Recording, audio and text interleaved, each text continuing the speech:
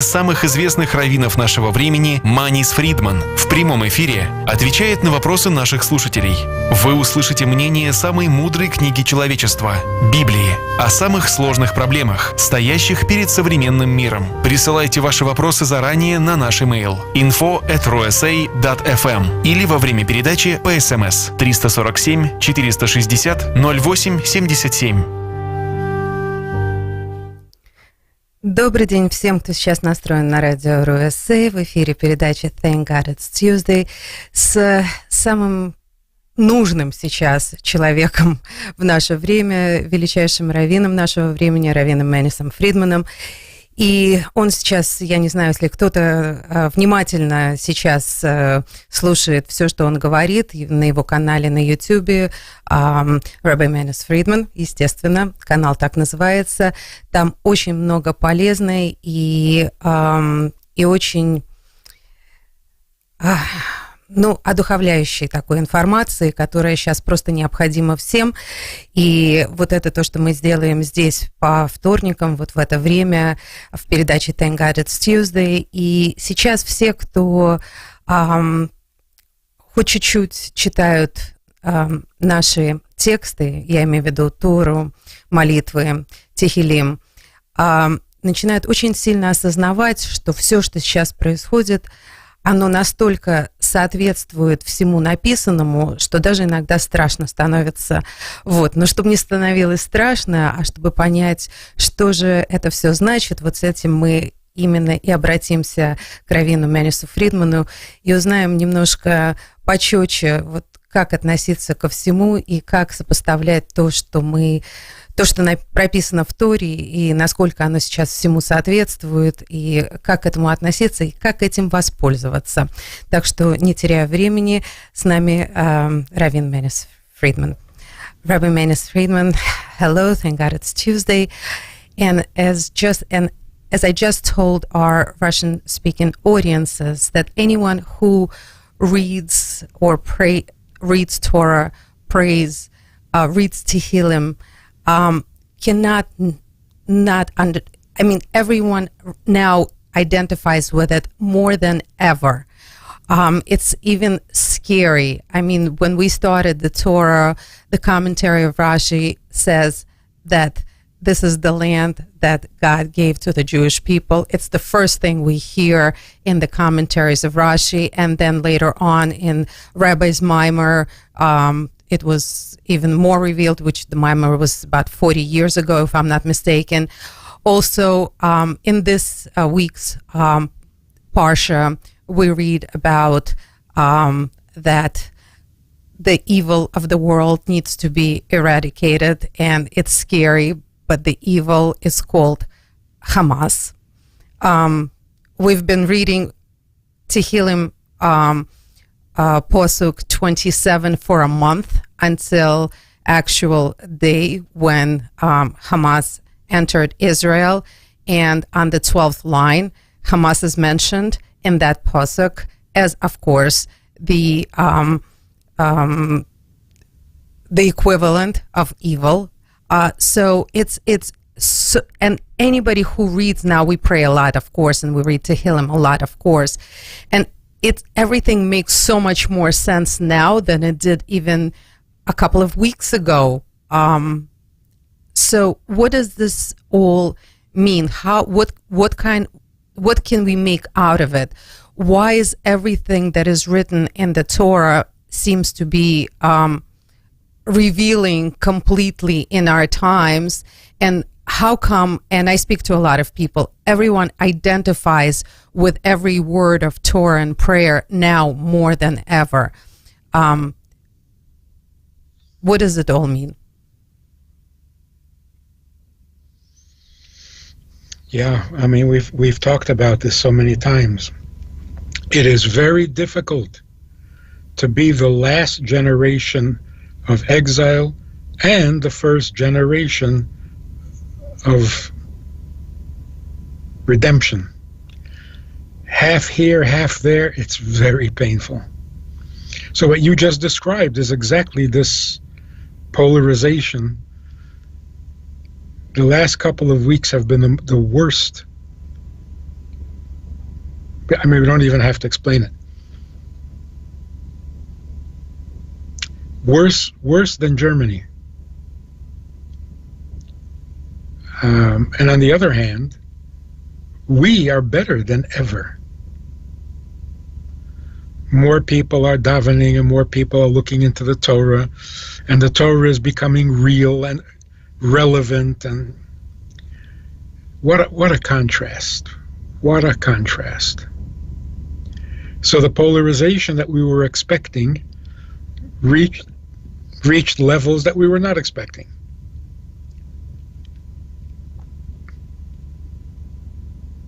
Rabbi Fridman, why do you say that this is worse than Germany?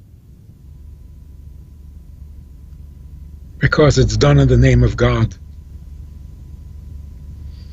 If you have to find one good thing about the Germans, they didn't mix God into the picture.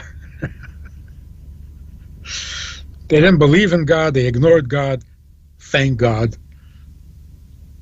But bringing God into it, doing what they did, and then saying, so God must be on our side? This is a victory for God? That's beyond. There were times when all the atrocities were done in the name of God, like the Inquisition.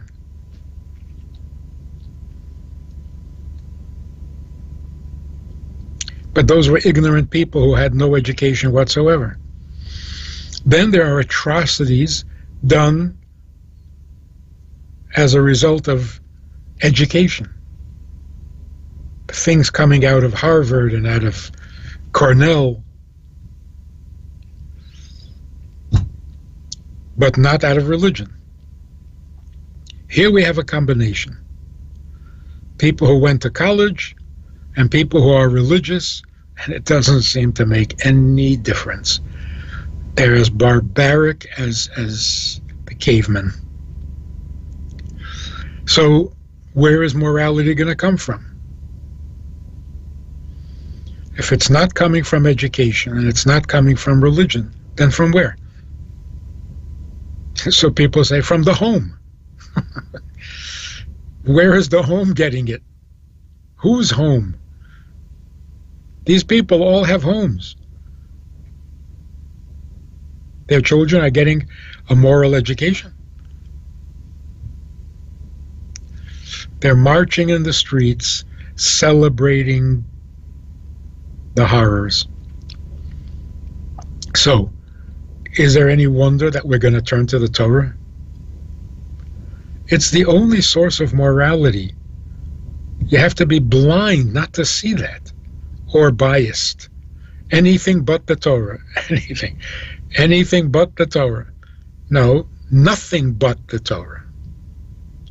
It's so clear. And what is the Torah? The Torah is the Torah of Judaism as we have it, as we were taught by our sages, as explained and interpreted by our commentaries, by Rashi, by Rabbi Akiva, by Hillel, by the Baal Shem Tov. We have a Torah that works. It is kind and it is life-giving and it is true. What more do you want? Why you go looking elsewhere? So we're turning to the Torah. There is a very, very powerful little clip. One of the victims at the festival, they found the tape in his car. He was singing on the way to the festival. He was singing a piece from the Siddur where it says, "My God, the soul that you have placed in me is pure, it is holy.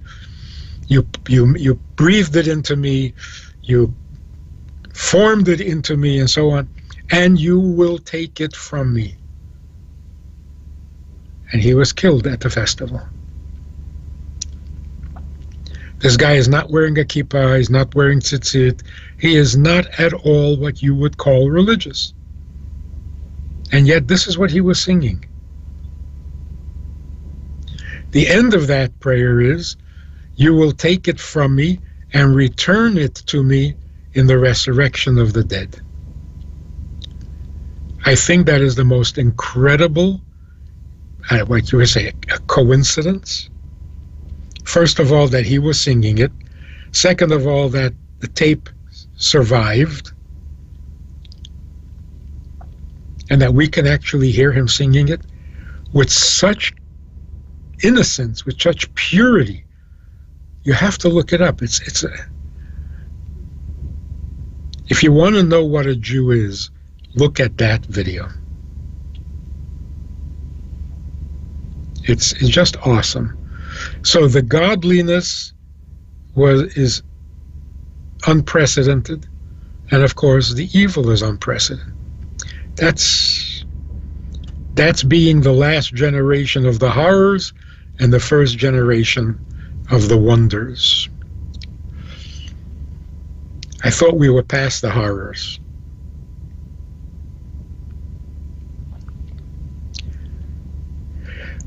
We shouldn't let this change our opinion of the coming year. The year is just starting. We were just reading Bereshit in the beginning. So the year is just beginning. And it's going to be a fantastic year, without a question. To let this change our expectation means we're letting ourselves be defeated. We're not going to be defeated. There are going to be miracles. God will save us from ourselves again.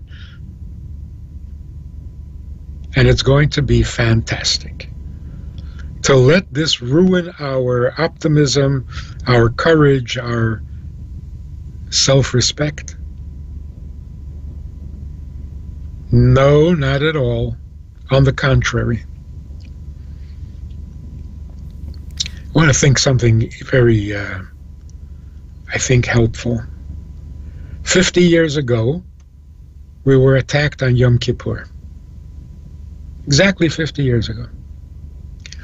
This year we were attacked on Simchas Torah. Simchas Torah is in some way even higher and greater and more holy than Yom Kippur. What does that tell us?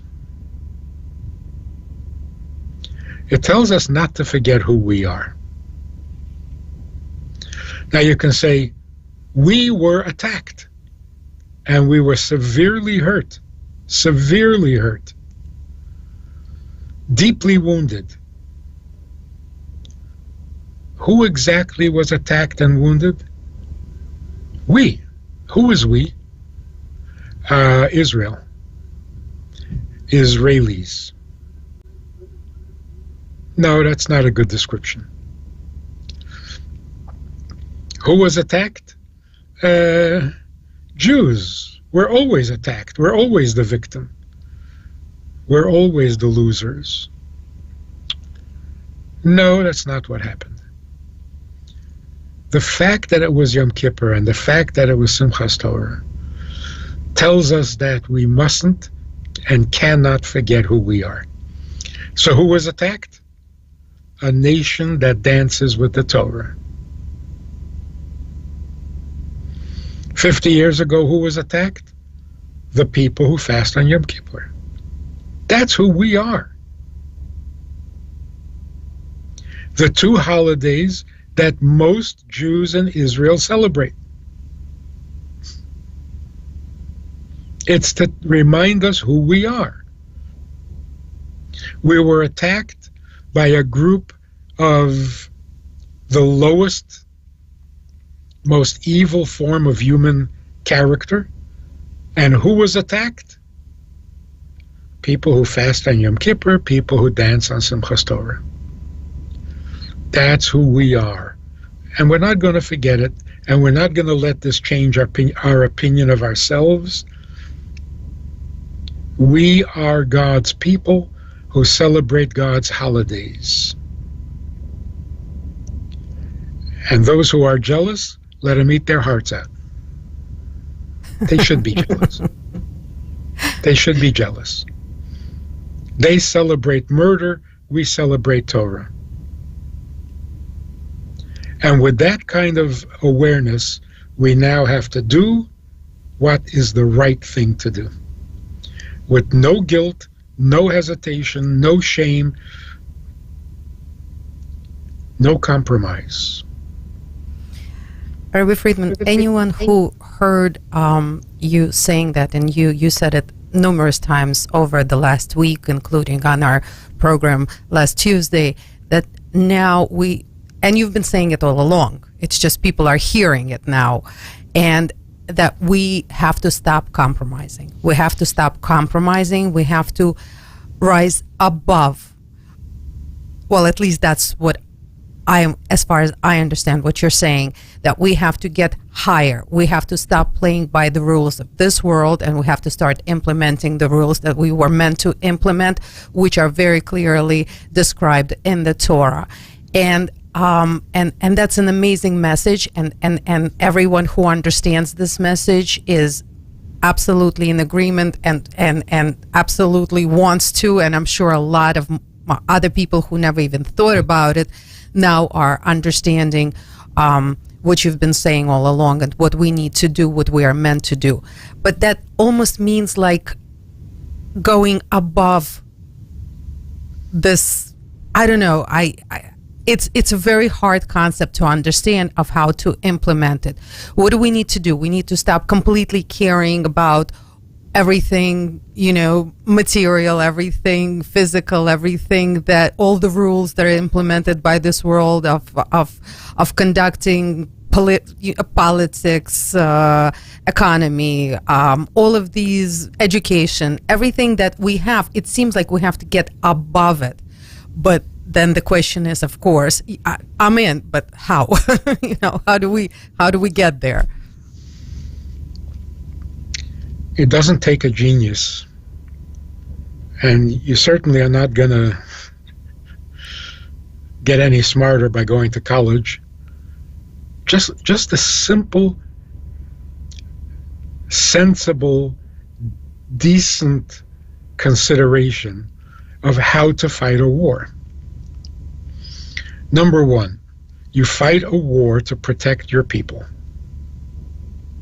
Number two, what will it take to protect your people? I hear this debate going on radio talk shows and things. Well, how many victims will the world tolerate? How many? 3,000? 5,000? 10,000? That is such a childish way of thinking. The question is not how many. The question is, what will protect your people?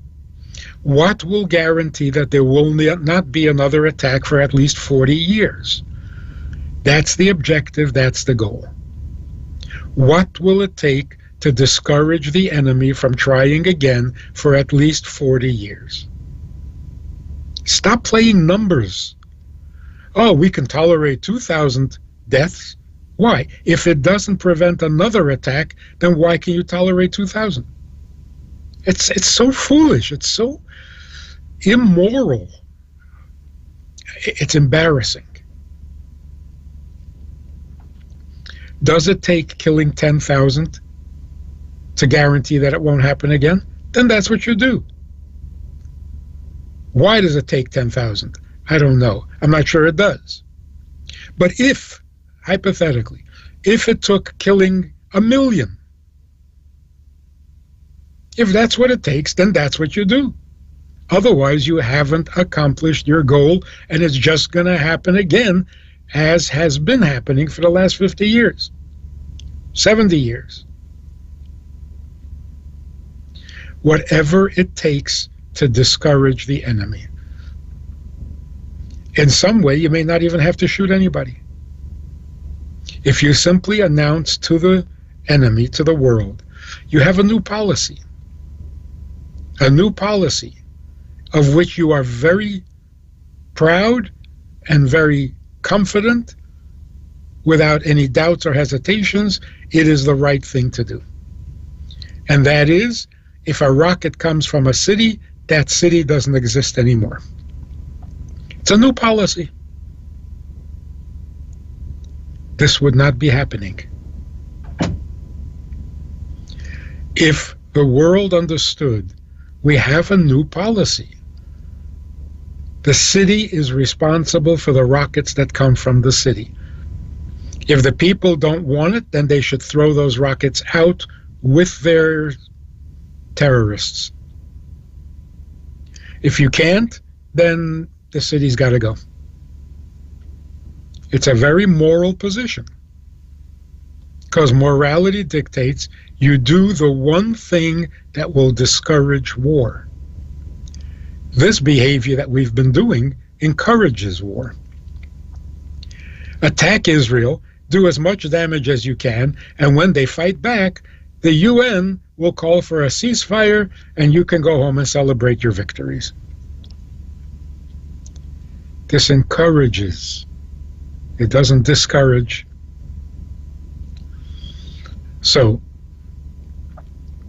when you're absolutely certain that you're doing the right thing, then you have no fear at all of anything. If it's the right thing to do, you don't stop and think, where will this get me? How much will I benefit from it?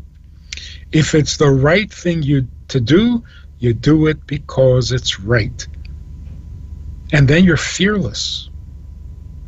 When you're not sure what the right thing is, then you're just blundering through another messy war that will resolve nothing.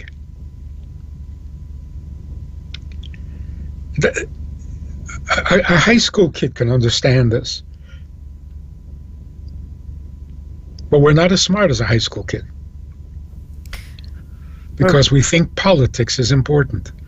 It never was, it never will be. There's no truth to it, there's no substance to it, there's no morality to it. Do what is necessary for your people to be safe. For 40 years, not for a month.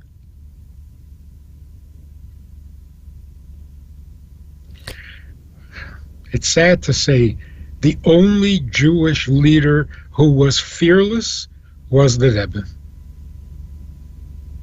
And all the big heroes, military, political, who came to see the Rebbe, they walked out feeling like little cowards.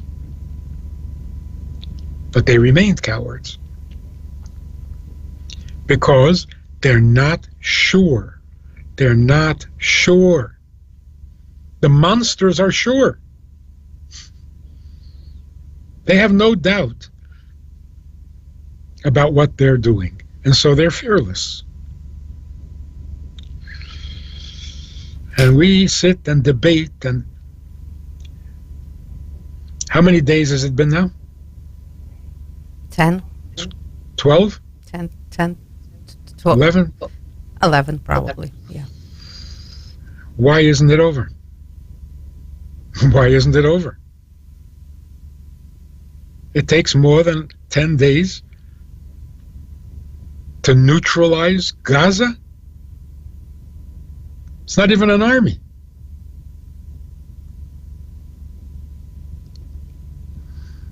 It shouldn't take this long. The world doesn't have enough patience. If they finished the job in 6 days, they would be the heroes of the world. If it drags to 12 days, everything goes sour. Rabbi Fridman, we are portrayed as villains already, as is, and we're being very humane. We're giving warnings. We're trying to get the women and children out. That doesn't count for anything anyway. Those who are haters will continue to hate. But your position, you're saying that we should not wait. It came from there. Women, children, doesn't matter. We should retaliate in a second. If that's necessary.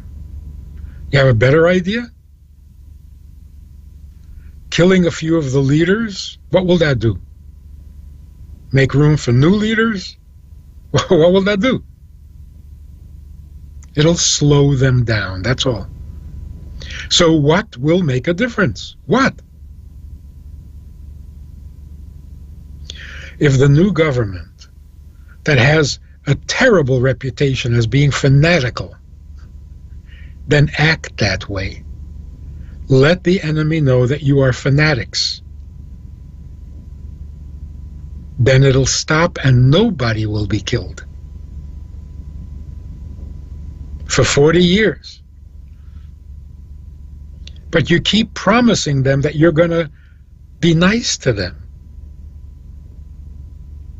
Don't do that. Tell them that you're going to go by a whole new set of rules. I don't know. I don't know what would stop them. What?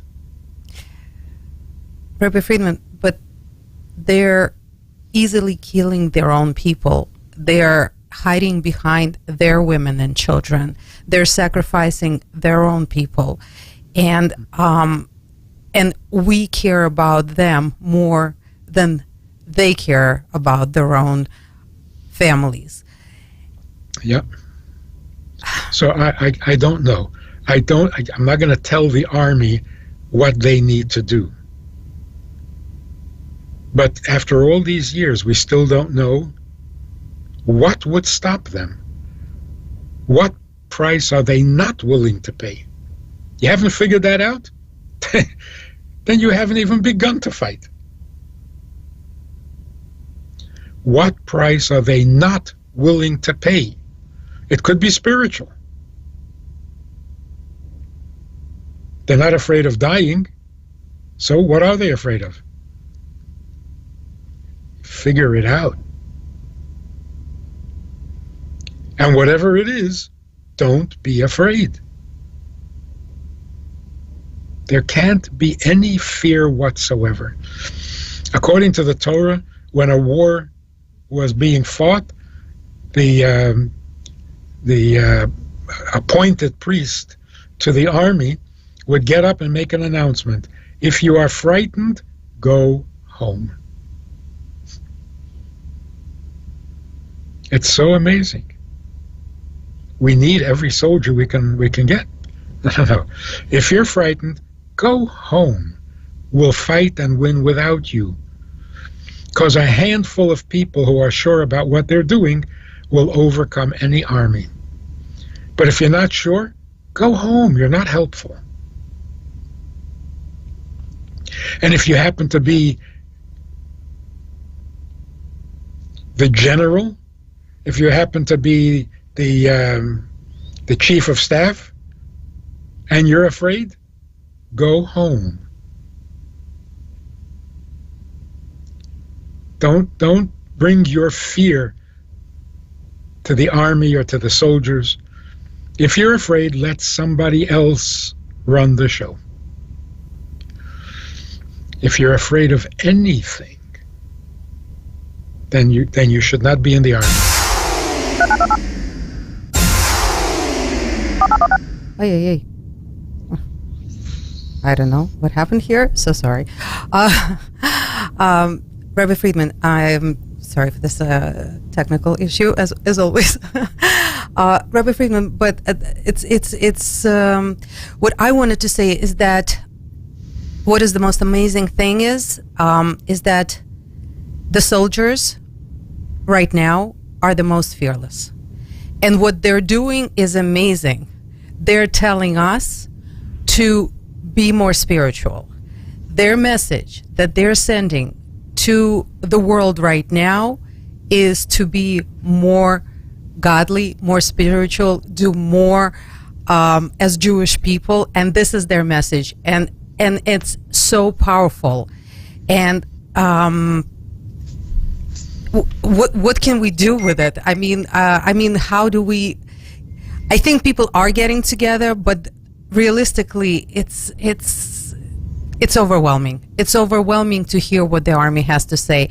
And you're right. I don't know why people are not more courageous. I mean, we're 0.02% of the world population. We're a speck on the map. If we could have been destroyed, we would have been destroyed a zillion times already. But we're still around. But what is scary for us who are hearing this message from the soldiers is that every one of those people becomes instantly a very close relative. Once you see them and hear them, you instantly love them and care for them. And right now, the way I feel is that I am actually scared for them to go in and fight. I am actually a little bit happy that we're procrastinating, because that's another day that their life is spared.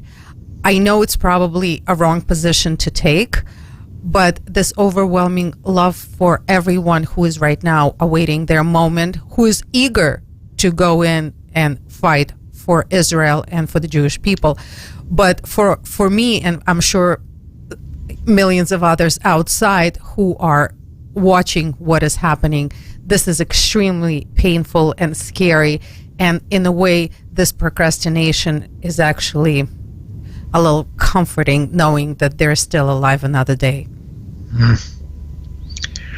That's the short term. In the long term, again, why isn't it over already? That would be a big relief. It doesn't take this long to get rid of Gaza. So what's the delay? Like, for example, we went to sleep last night and we woke up this morning. What changed overnight? Nothing. That's not good. It's not good. Yeah, more rockets fell, more bombs, what changed? Nothing. A few more people got killed, that's all.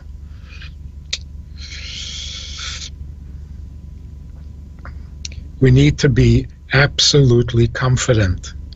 If you do what is right, the world will scream for a week and then realize you were right. Don't you believe that? Doesn't everybody believe that? If it's right, it's right. That is the most powerful weapon in the world. Why are we afraid that people won't appreciate what is right and true? Of course they will. They just have to see it. Anyway, there's going to be miracles. We're going to succeed, not because we're so talented, but because we always do. God is always looking out for us, even when we mess up. He protects us from our own mistakes. But those are the miracles that happen without Mashiach. We would like to see some Mashiach kinds of events. Another battle, another victory, that's just more exile. We are the last generation of exile. This has got to be the last exile event, miracle. So yes, it's going to be a miracle, but no thanks. Enough of these kinds of miracles. Where is Mashiach? Mashiach means the evil turns itself in. The evil quits because it can't be evil anymore. Don't have to kill him, you don't have to bomb him, you don't have to shoot him. That's Mashiach. Are there Muslims, Arabs in the Middle East who are thinking, this is wrong? We're wrong. We are wrong. No? Nobody? I'm sure there are. When that reaches the tipping point, there will be peace. Not because everybody got killed, but because right is right, and enough with the lies, and enough with the evil. That's what we need to say Tehillim for. Not that everybody should die or that nobody should die. That's not the issue. The issue is, will goodness finally be victorious over evil? Will truth be victorious over lies? Will godliness be victorious over godlessness? So if you want to do something really, really good, choose life. When people celebrate death, we have to choose life. Life in Hebrew is called chai. Chai means 18. Everyone should give charity 3 times a day. 18 cents, $18, 1,800, whatever you feel you should be giving.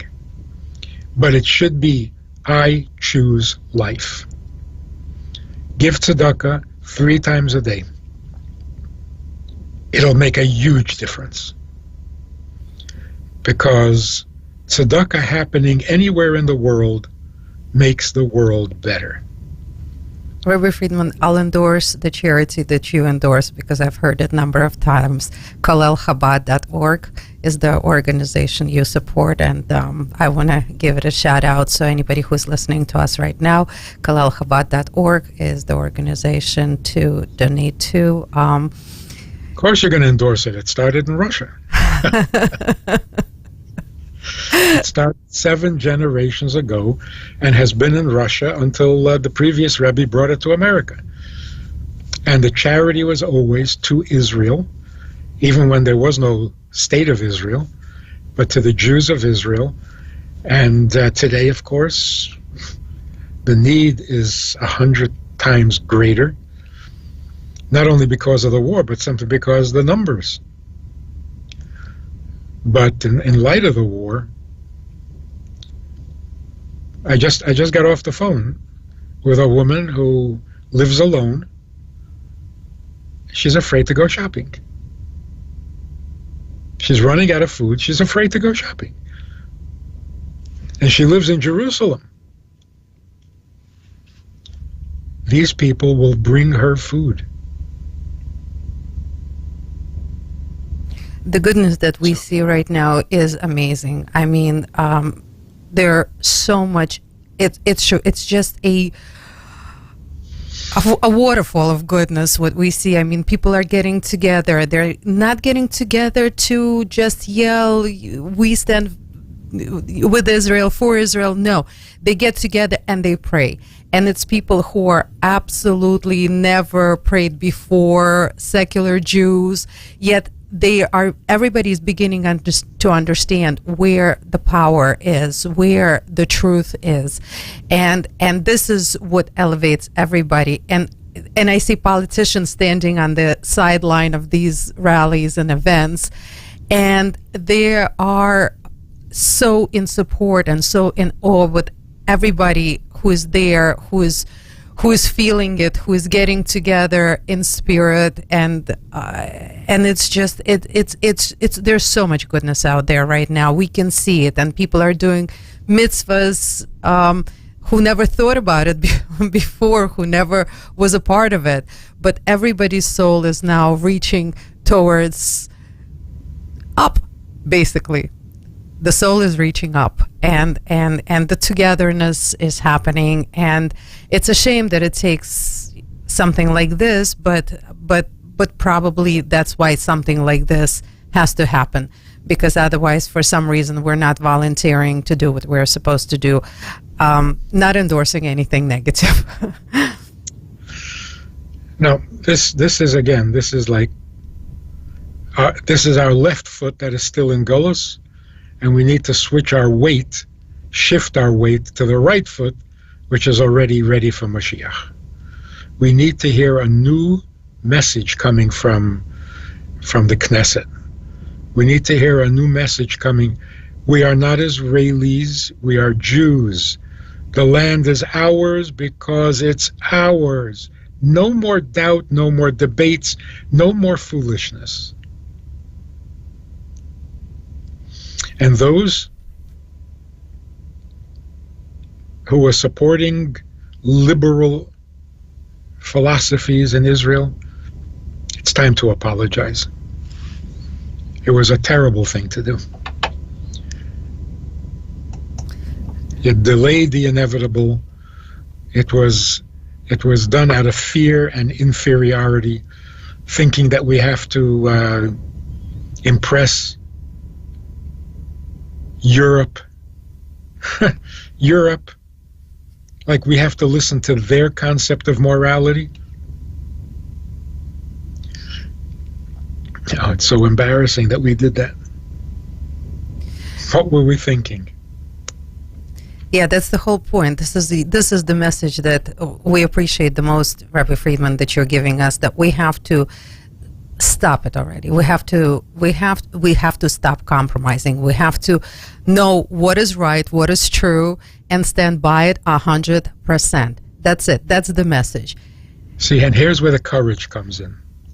What if we discover that what is true goes against everything that the United Nations believes, and it goes against everything that all the nations of the world believe, and we're the only ones who think that what we're doing is right?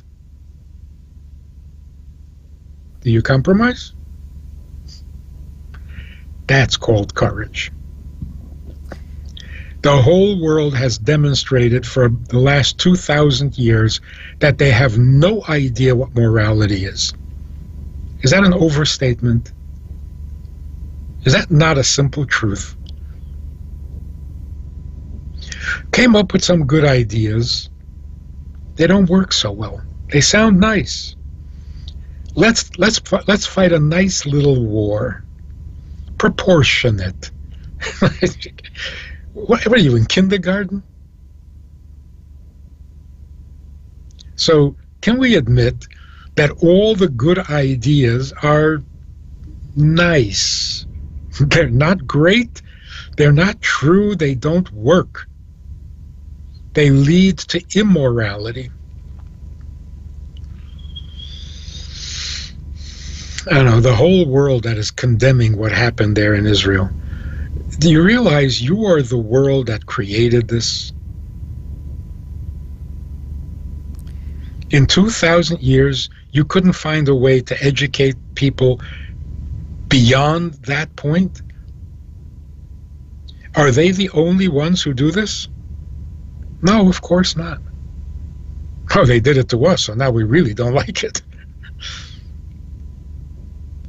This has been going on throughout history, and we thought we had eradicated it with our education. Higher education. Colleges and universities. They're not horrified. So don't tell me that Hamas is an exception. It's not. And getting rid of Hamas is a solution? No, it's not. Because the whole world has not outgrown barbarism. It hasn't. You know, some people are into it and some people are not into it, but we haven't outgrown it. Rabbi Friedman, amazing. I mean, throughout this period of time that I had the blessing, I won't call it anything else, to be able to conduct this program with you on Teusday Radio. Everything you've been saying caught up eventually. The separation of good and evil. You said that about 4 years ago, and that's exactly what we've been seeing. And bring morality back is another big statement you've been saying, and I think people have caught up to that one as well. And now we're saying, let's stop compromising. You're saying this. Let's stop compromising. And this is the best message that I think we can hear at this time. And I hope this message is going to catch up very quickly, like fire, hopefully, because I think this is the one that's going to save us. We have to stop compromising. We have to know what the truth is, what's right and what's wrong, and stand by it. Otherwise, nothing is ever going to change, for real. So, Rabbi Friedman, absolutely amazing. Thank you so, so much. Thank you for your wisdom, your strength, your time, and thank you for everything that you're doing for the world at this time and at all times. So thank you, and hopefully we will continue giving the right messages to the people. Ваши голоса звучат ясно и бескомпромиссно. And most importantly, hopefully the people will hear the message and spread the message. So thank you so, so much. Thank you for everything. И Lots of good news. Аминь, аминь, аминь. Thank you. И всем, кто нас слушает, спасибо вам огромное, потому что это значит, что вы хотите сделать этот мир лучше, сделать себя лучше, и все вокруг себя сделать лучше, и боретесь за правду и справедливость, и возвышение. Как сказал Рабби Фридман, давайте не будем больше компрометировать правду и делать правильные решения, принимать правильные решения и действовать соответственно. Вот с этими словами я, Ани Пекерман, желаю всем очень-очень хорошей, доброй недели и прощаюсь до следующей. Всего